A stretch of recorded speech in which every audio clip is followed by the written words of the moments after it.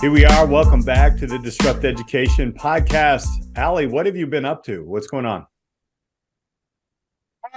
Skydiving, the usual end of season jumping. And so that's been really awesome. I just got back from a 3-week trip in Arizona, and then we had our home drop zone, the one I jump at in Wisconsin, end of season. Like they call it a pumpkin toss. They used to throw pumpkins out of planes. They do not do that anymore. Seems slightly dangerous. I don't That's know. the whole thing. It's you're trying to hit like a car on a field at a low altitude. You're not going like all the way up and dropping a pumpkin. And this was like, again, it's still called pumpkin toss. They no longer throw the pumpkins out of the plane, but it carries the name.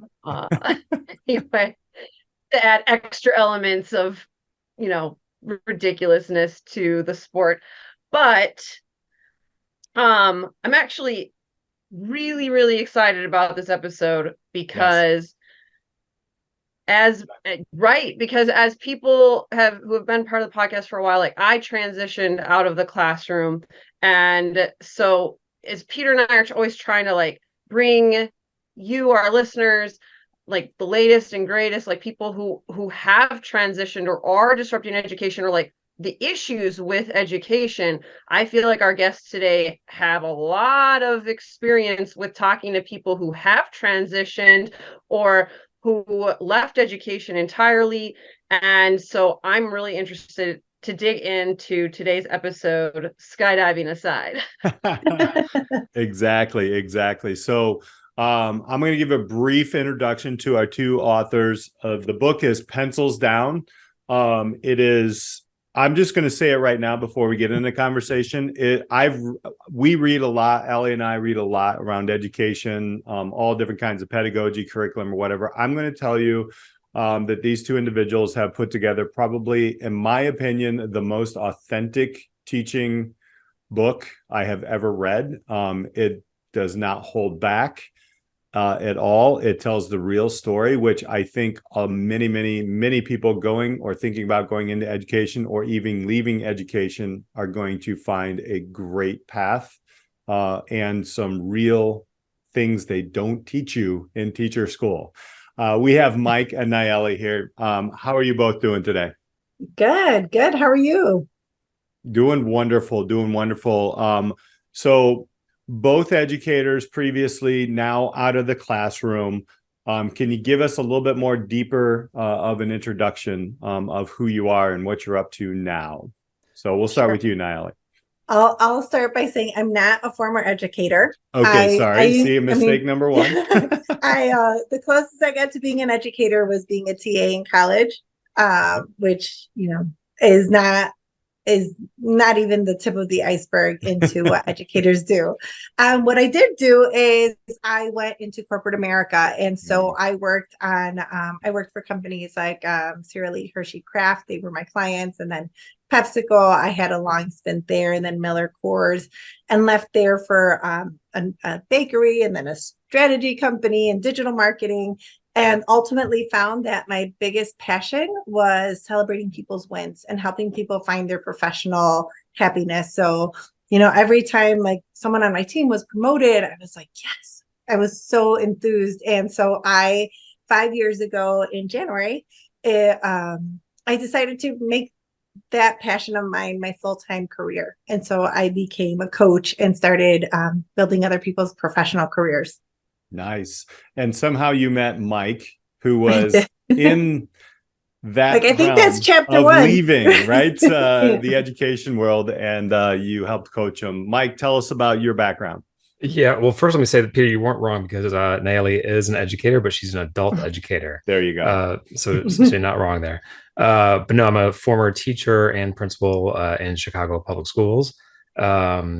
Taught for around 5-6 years on the west and the south sides, and then I became a principal, thinking naively I could fix the system.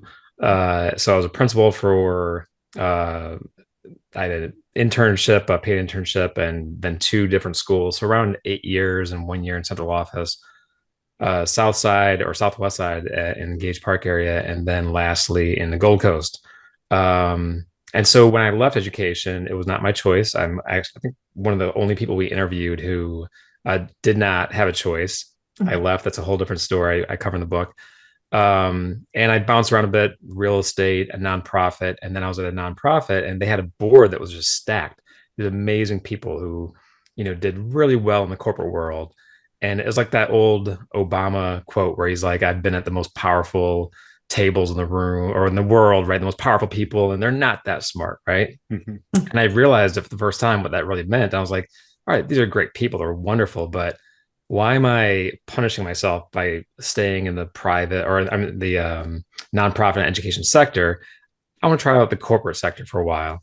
And so I reached out to the Oak Park Dads group on Facebook, and I said, who has a career coach? And Nallely, I think 3 or 4 people recommended. It's the only person who had repeat recommendations. So I reached out to her.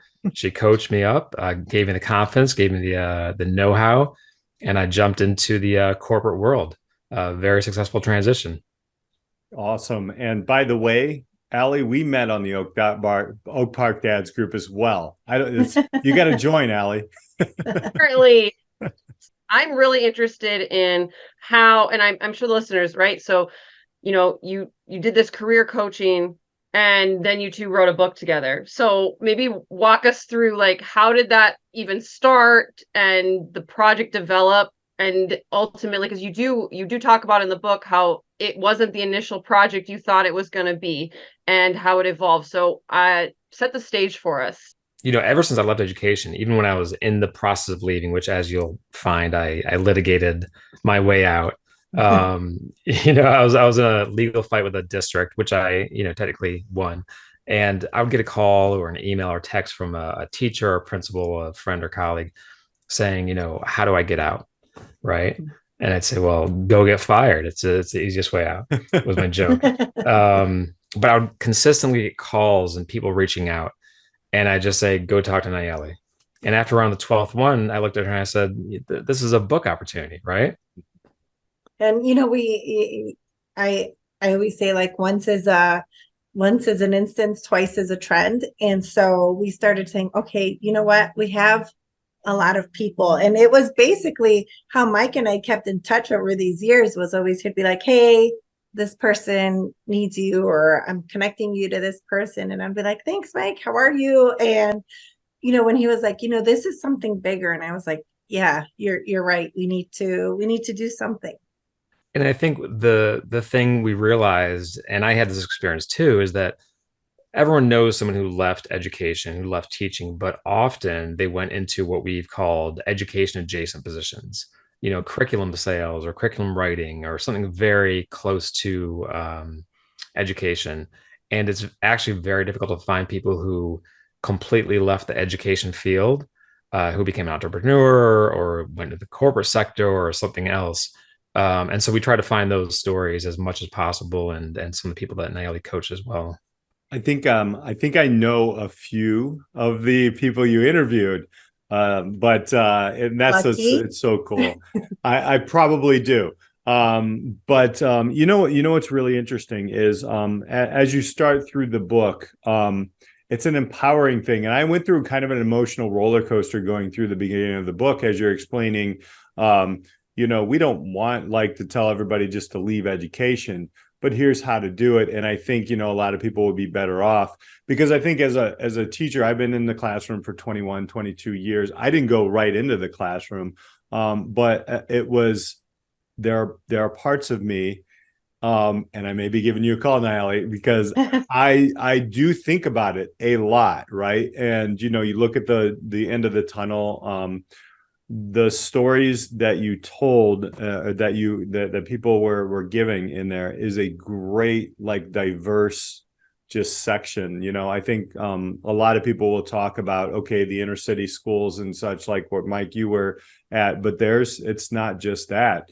Can you talk about how you found a lot of these teachers? Because just like you said, Mike, it's not easy to find somebody I've been approached by ed tech. I've been approached by, curriculum writing and such, but to just make a large move way out of education. How did you find these people? A lot of them were word of mouth, just friends of friends.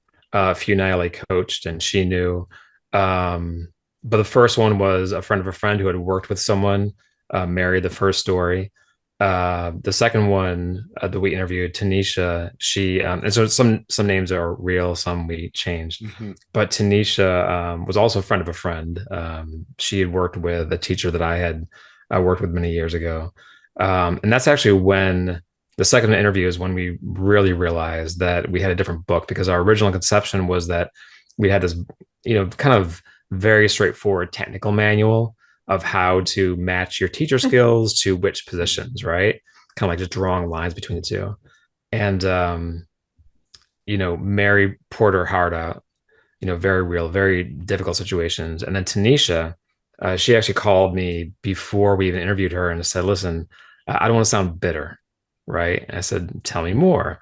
And that's when we realized that, and Nallely, you explained it so well, that, we had to honor their stories. We had to keep their stories in it. So the idea of the book transformed a bit.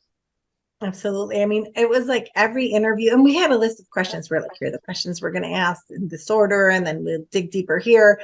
And as we started, we were like, no, these are not the questions. Like, let's just have them. I mean, we still had questions, but it was also more just guided by what people wanted to share. And it was, sometimes it was like, I had this really traumatic thing happen, and then it forced me to leave. Like, I knew I couldn't go back. And then other times they were like, well, I was kind of doing this on the side and decided to pursue it full time.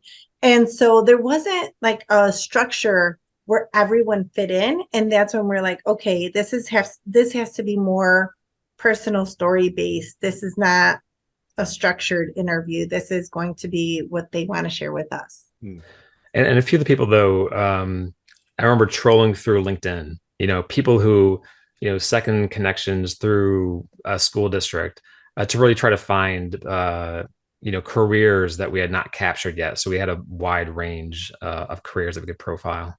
I'm really interested from your perspective, Nallely, on, so you do career coaching from people who probably want to change jobs or careers in various sectors, not just education.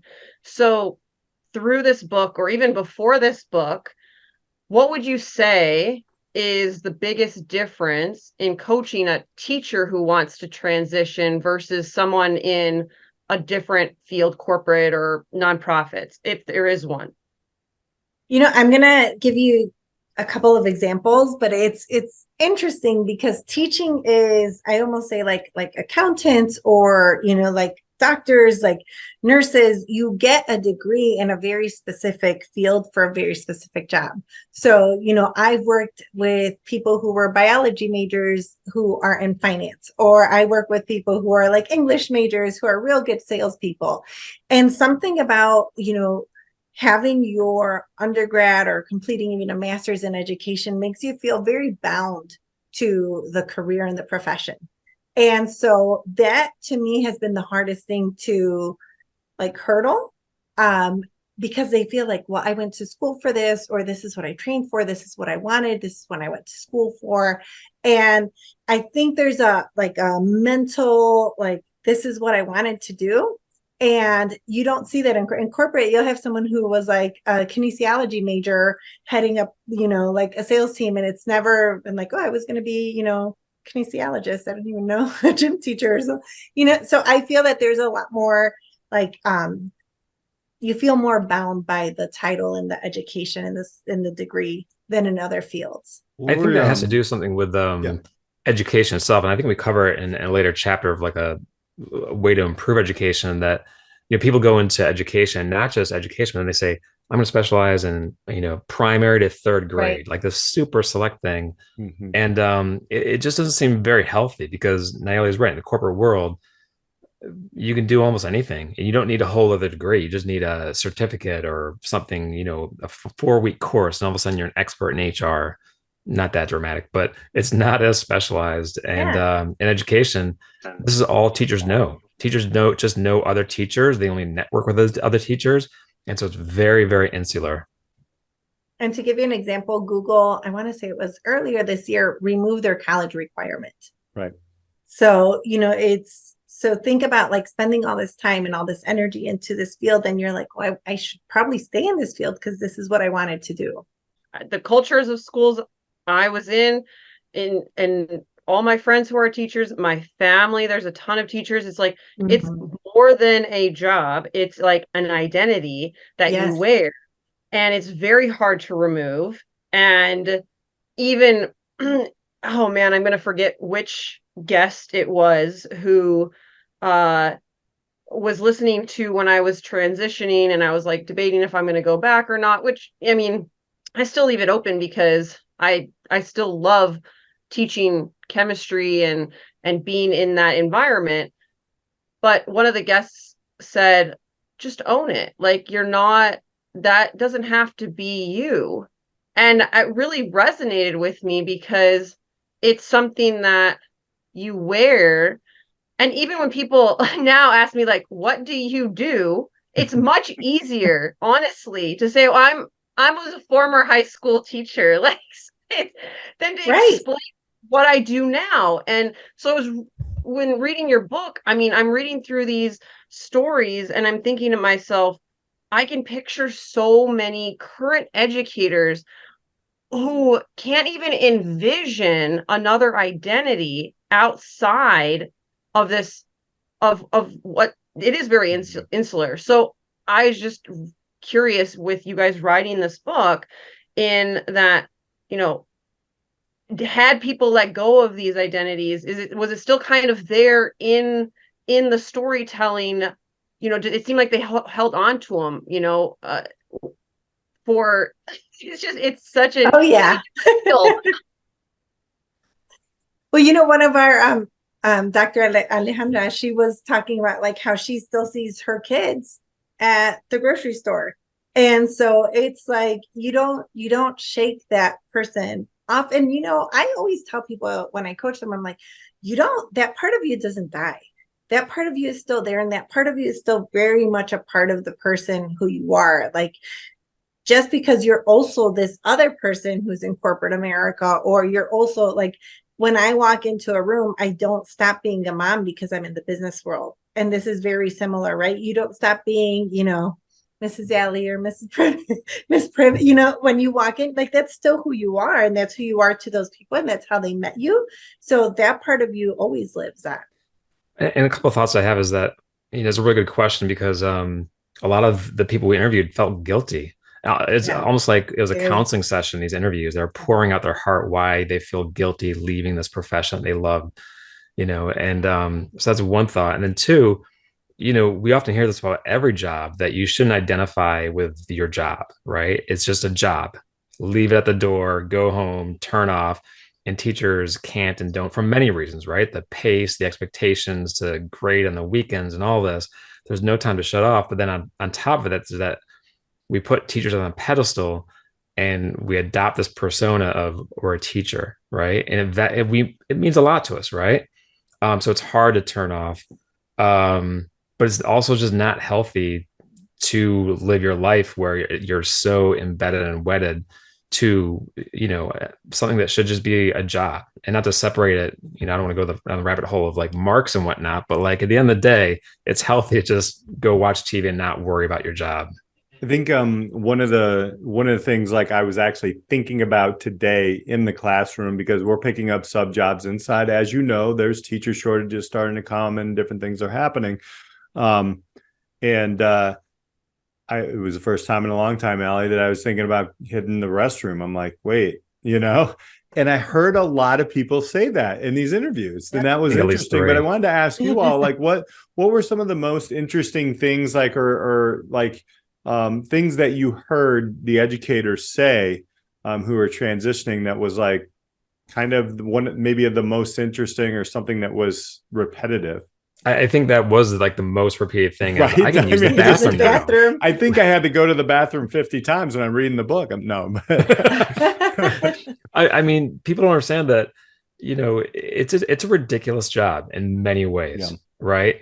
And you know, there's all the other jobs. You know, if you work in a factory line, you can't just get up and go to the bathroom, but they actually have more rights, right? When you're responsible for 30 kids in front of you.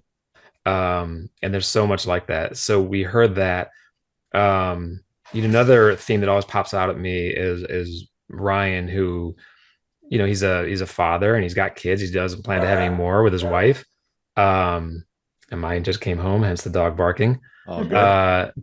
But he says when he looks for a new job, he looks at the paternity policies. Do they actually give leave to the father? Mm-hmm. And he uses that as a way to judge, does the company actually value this family friendly policy that everyone claims to have?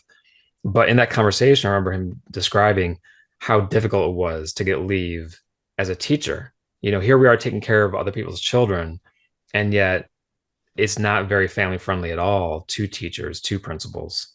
And I would say some of the other things that stood out in one interview, someone expressed being lonely.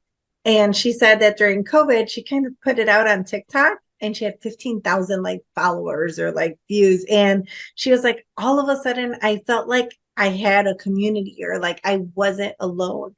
And so just being alone seemed to be very like a sentiment that was shared by most of the people we interviewed and talked to. And I remember John, he was talking about how he was always in the community. And so even when he was not teaching, everyone had his phone number. And so everyone would call him. And he just felt like there was never a time where you could step back. And so that was another one that people felt like once you're in, like you're on the whole day.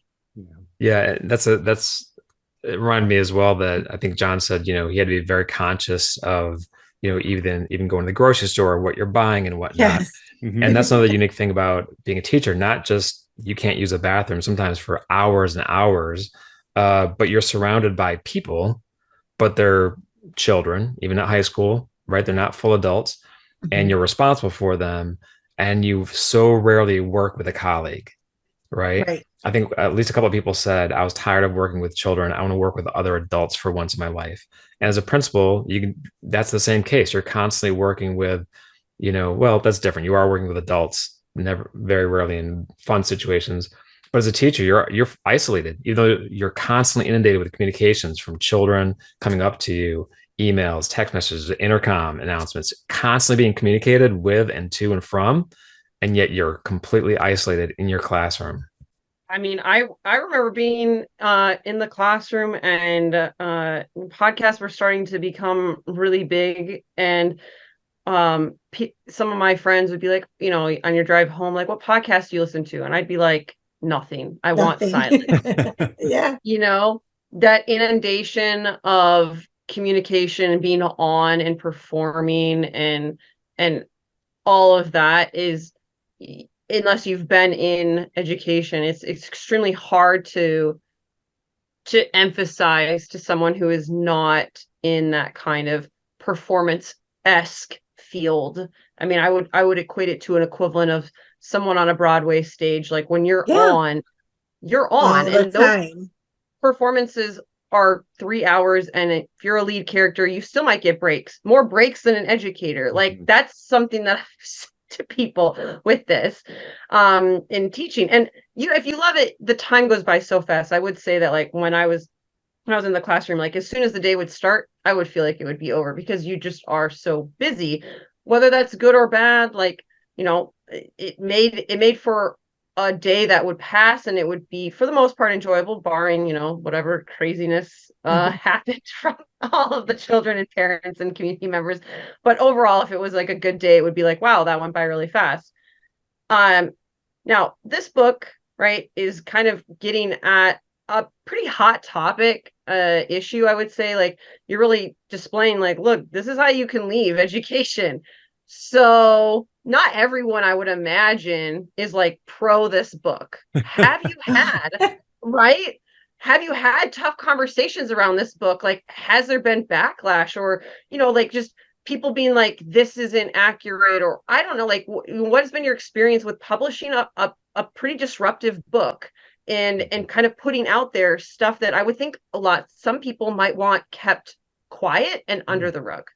So, and Nallely, I'm going to turn over to you in a second, but because you always hit it right in the head with what you'd give advice to a teacher, right? But my quick thoughts there are that one, and by covering the preface that an old friend of mine who's a professor of education. She's trained lots of teachers. She read the book and she said, you cover some great material. It's very important, but I can't endorse this book, right? Mhm. How dare I ever recommend anyone leave the teaching profession?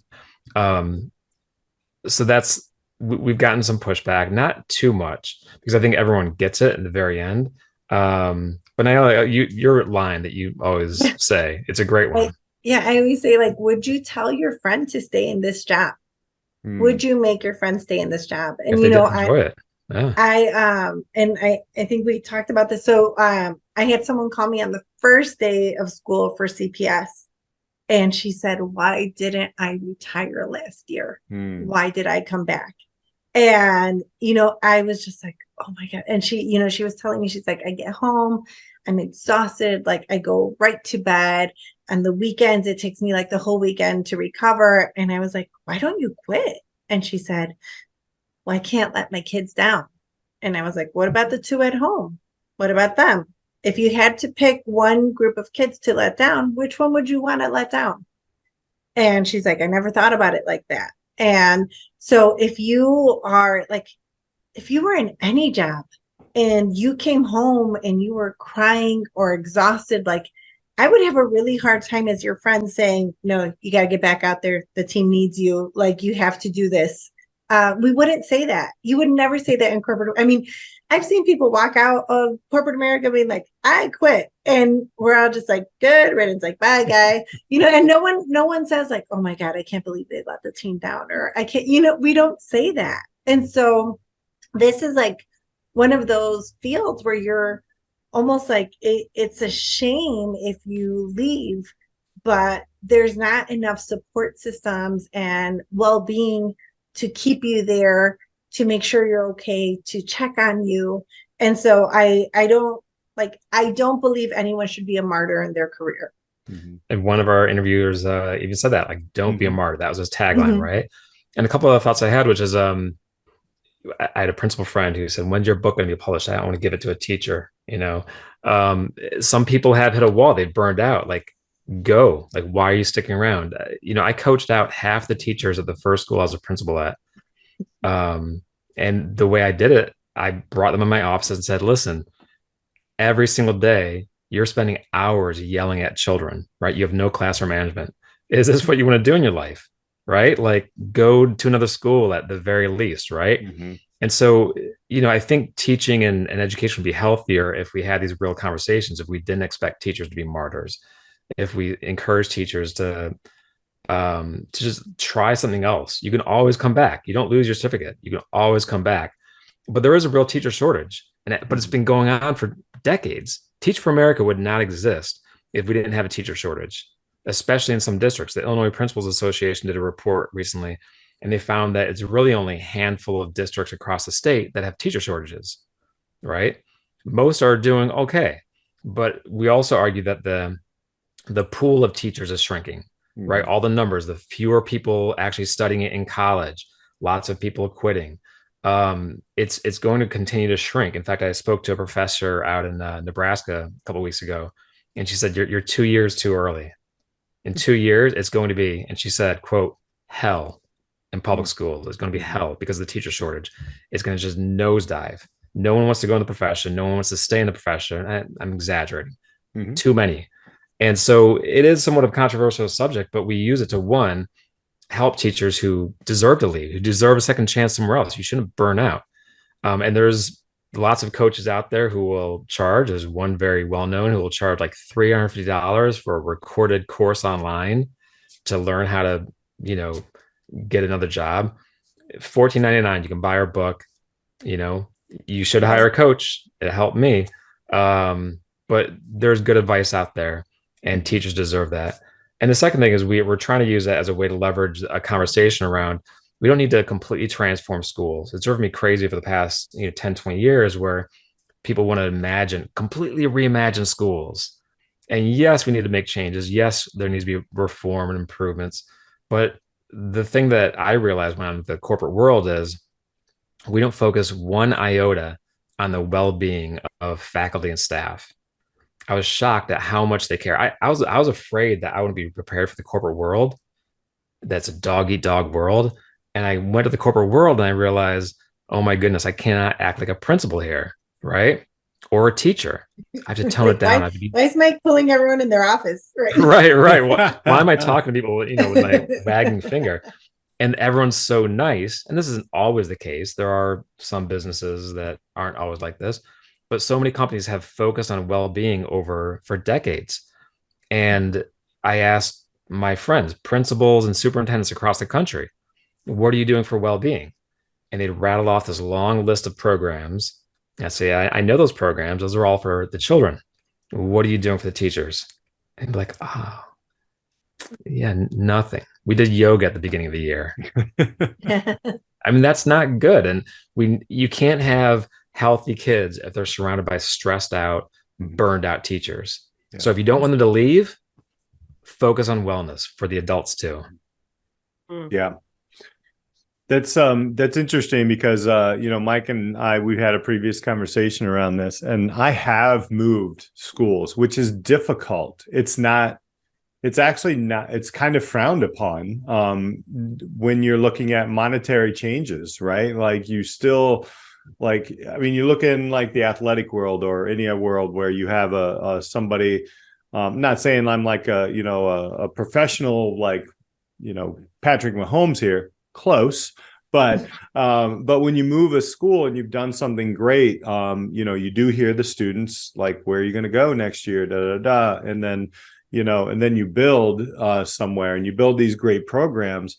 But as a teacher, and it's not quite like this all the time as an administrator, but you go to another school and you lose years. It's like, wait, what? So that's even difficult. And I think one of the other things, Mike, that I found, because I did go into administration, I was on a slight administrative side and as a teacher, so it was an interesting role. The amount of unbelievable work that happens on that side. And the other thing is when I tried to take care of the teachers, I don't know what the rule is why you have to be angry at your administration. They don't teach that, but it's like a culture, and it's in a lot of schools. It's just like, well, that's a principal. I can't hang out with that person. I can't talk to them, and it's weird, but yet you try to break down those walls. And it's extremely difficult. I mean, I had one of my maybe 4 or 5 different teachers that was on a team, tell me, I get what you're doing, thanks. And the rest were like, get out of my way. And it's like, I really want to take load off of you and help you out. So in the end, near the end of the book, you have these steps and these conversations and your thoughts on changing schools without giving too much away. Do you mind kind of going over some of the bigger things that, this isn't all just school sucks, get the heck out. I mean, there are legitimate thoughts on the end of this, which I love. And seriously, I know Mike's not going to give his entire story, but your story is one that it could be a movie. I mean, it's unbelievable. Just to read that. But yeah, at the end of the book, talk a little bit about, some of the things that resonate with you right now that are the big things around education, and without changing the whole system. What are some ways that people can find that right leadership or the right human resources, if you will? Yeah, I mean, some of these, we call them moonshots. So it's like fixing the disparity of school funding, right? Good luck there. We couldn't get national standards. So it'd be great if education was funded nationally, like the military. It'd be much more stable, but that'll never happen. Even though it help everyone. Yeah. But a couple other, ideas that we propose are, like I said, well-being, right? A well-being program can be implemented within sometimes weeks, if not months. And that's a simple fix. I've talked to superintendents and principals, and for example, measuring the email traffic, right? Email should be shut down over the breaks, right? You should not get a single email or ping, including for principals, right? That alone could be a well-being program, right? Another idea, and now you probably talk about this, is hiring teachers outside of the school or outside of education, and having a program to where they can come back as well and have it more open and less insular. Nallely, you've talked to teachers who have left and come back.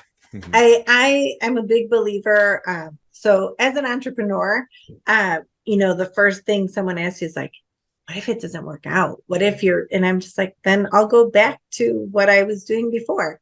And a lot of people say like, well, do you feel like you would have failed then? And I'm like, no, I built this net to catch me so that I can go back whenever I want. And I think that with teachers, like if you leave and come back, like that's your safety net. You've built that. You have that education, that experience. Like I can't imagine a school being like, oh, you're a former educator, not interested. Like, no, they'd be like, welcome, here's your classroom, you start tomorrow. So don't be afraid of taking a leap. And if it doesn't work out, you could come back. And we saw that, I think, with Mary's story. And, we saw like even some of them are like, I still substitute teach.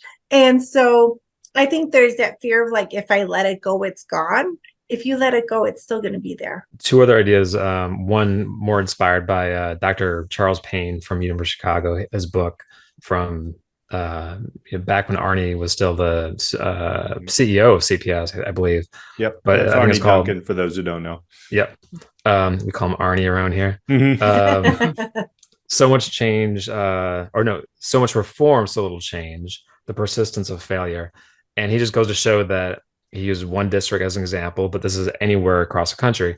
They implement a program the next year, another program, and they keep looking for the silver bullet without giving it the 3 to 5 years minimum required to actually see the results. And so stop throwing on new initiatives, new programs, looking for the silver bullet. Just figure out, one good thing that works and stick with it. And our other ideas, around leadership style, theory X versus theory Y. And theory X is more, top-down micromanaging. Those people should not be school principals because one, you can't manage a school building where you have 30 different teachers in 30 different rooms and you can't observe them all at once, right? So theory X leadership style, no. Theory Y, more consultative, more democratic. But in my own experience, I think I was that principal, the first few years of my tenure as administrator. And I became a principal in part because I had a principal who was not the healthiest, right? Did not produce the best culture. And I said, I can do that differently. And I think I did for the first few years. But by my 7th, 8th year, I remember looking around thinking, I'm becoming that principal. But again, it's because there are so many things pressing down on you. The principal is the one person between the school and the outside community and the district. It's the one point that everything collides and all the expected. And it's such an impossible job, especially in places like Chicago Public Schools, where you are like a building CEO. You're not middle management. You're running that thing.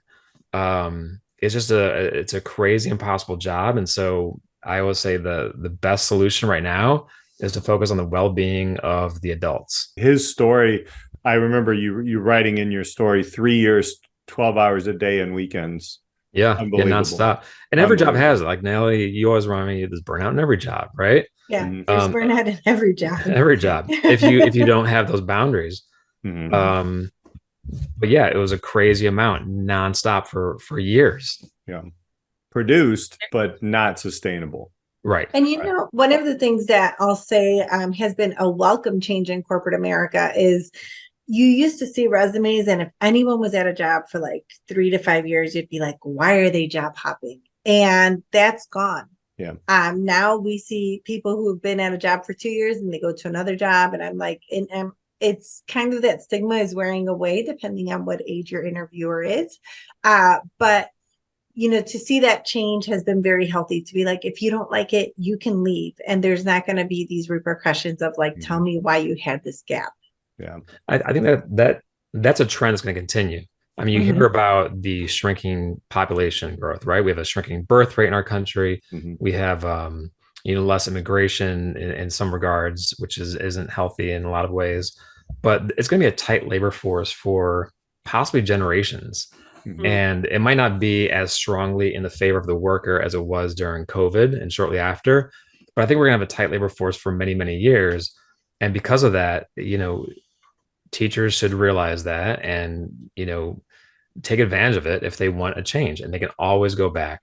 That's what I was gonna ask you guys about, is what are these skills that you kind of like, the top 2, 3 that teachers don't see themselves as having, but are like top skills teachers really do bring to whatever skill set that they kind of go into, and just to kind of help those educators who are listening, who think all I know is the teaching world, none of this is transferable. I can't imagine anything else other than teaching. So what were some common threads that you noticed from educators?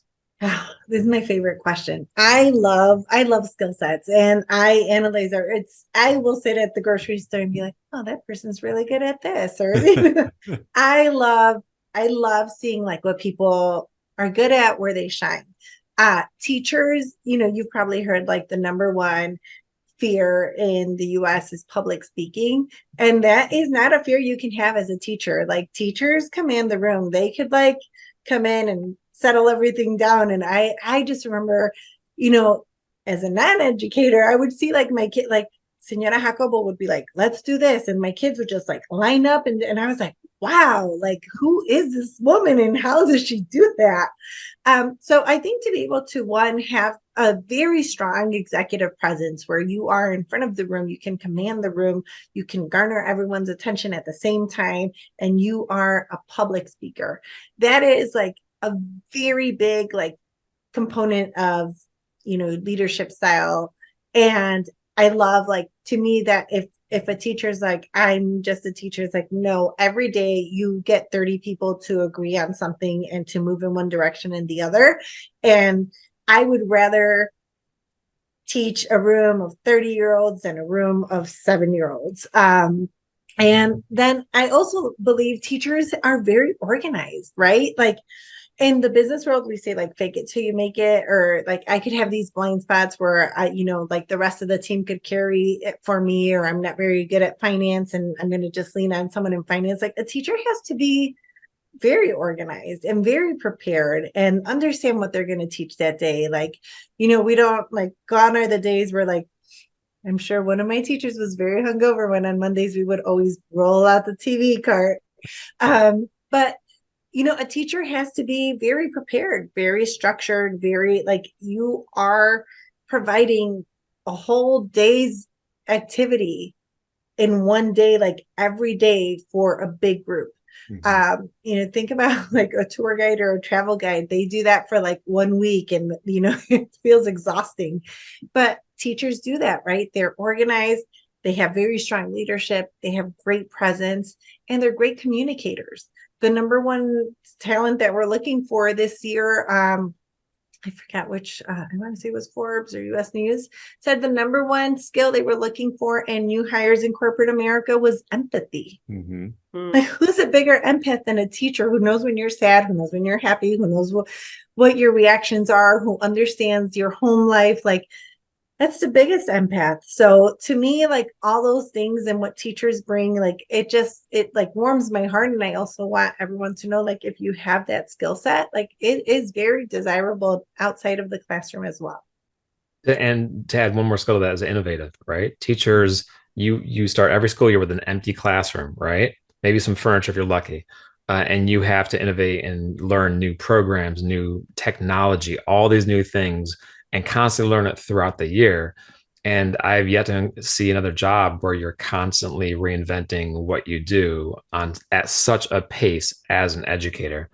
But what's interesting too is that, especially with AI, where I work now, we have a tool, because we have a whole learning division that can create curriculum. It's amazing. You type in, teach me how to play poker, whatever. It'll create a whole curriculum. It'll create videos, lessons, quizzes within minutes, right?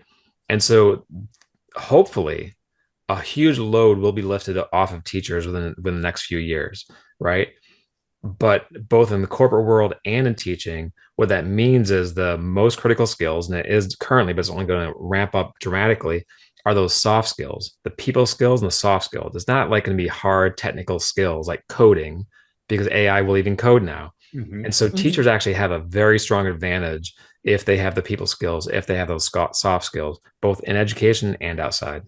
Well, before we grab your information, I'm going to ask Alli your final thoughts, but I also want to ask Mike and Nallely, is there anything else that you want to cap off here? Because the book is Pencils Down.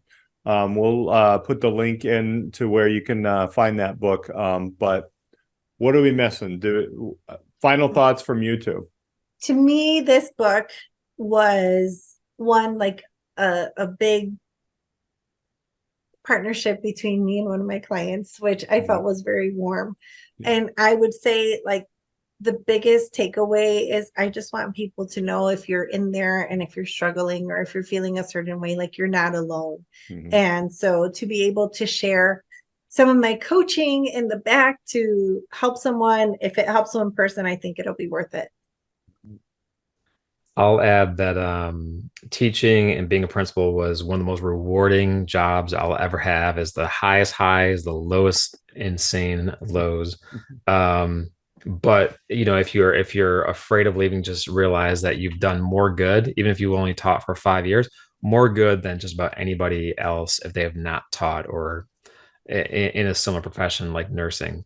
So you've really changed lives, and be proud of that. You can walk away with your head held high. With that said, we can't give up on schools, and we have to continually to demand better for everybody, not just the students, but the teachers and the faculty and staff, to make healthy schools and healthy communities. Alli, final thoughts. There are a lot. Yeah. And this is such a great conversation. I would say that this book shines a light on a topic that needs to be had.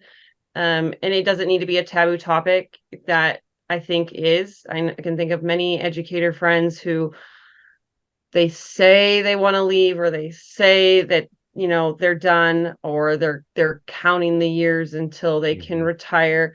And I think the variety of stories that you have and all of the compilations that you guys have put together in this book from just teachers or people who are in the community or principals, stakeholders, this is the type of book that you need to read to really understand like why this crisis is here, and maybe ways to prevent it, in that the local community, the local school has so much power in those types of programs, and the leadership matters.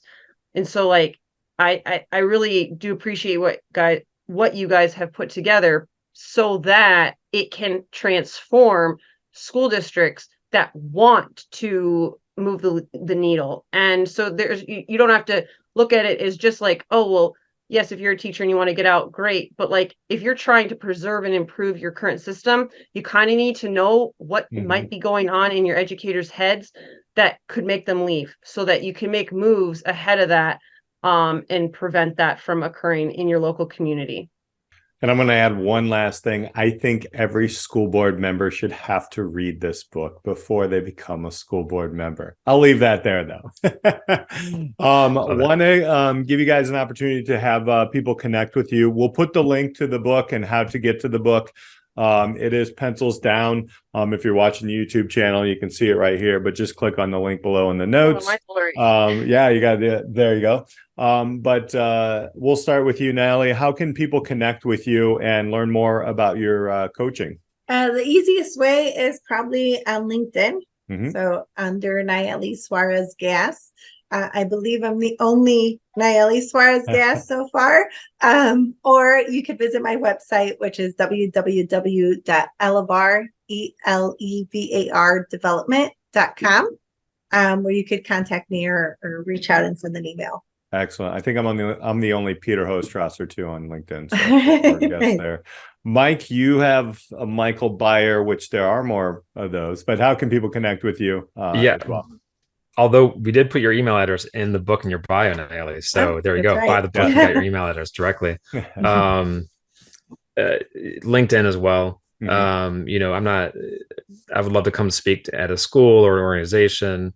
And the company I work for now does have tools that can actually help improve things like well-being, lots of other tools too. But yeah, happy to just talk. And I've had plenty of teachers and people reach out asking for my advice, and I'll give them my perspective, and then I'll point them at Nallely and say, it's good to have a book, but sometimes you just need someone to coach you through and get you to the next step. That's a great way to end this one. Mike, Nallely, thank you so much for sharing. Listeners, seriously, this is the most authentic teaching book that I have read in my entire 22-year career of being an educator. Pencils down, take a look. For Alli Privet, I'm Peter Hostrasser. Thank you all for hanging out with us today on the Disrupt Education Podcast. Thank you so much for joining us on this week's episode of the Disrupt Education Podcast. Be sure to like and subscribe so you never miss an episode. Are you ready to disrupt the educational arena you're a part of? For more ways to get involved in the work we do here at Disrupt Education, check us out at disrupteducation.co or find us on LinkedIn at Peter Hostrasser or Alli Privet. Our mission here is to help facilitate and amplify changes in the educational system through local initiatives and help you scale them into community movements. Our building network of disruptors in education are working to move beyond scores and grades as the only measure for student learning. If your school district, college, campus, or organization is looking for facilitators of this work, reach out on our website or social media. And if you have any thoughts or feedback on this week's episode or any episode, we'd love to hear from you. Until next time, keep pushing the boundaries, taking risks, and most importantly, disrupting education.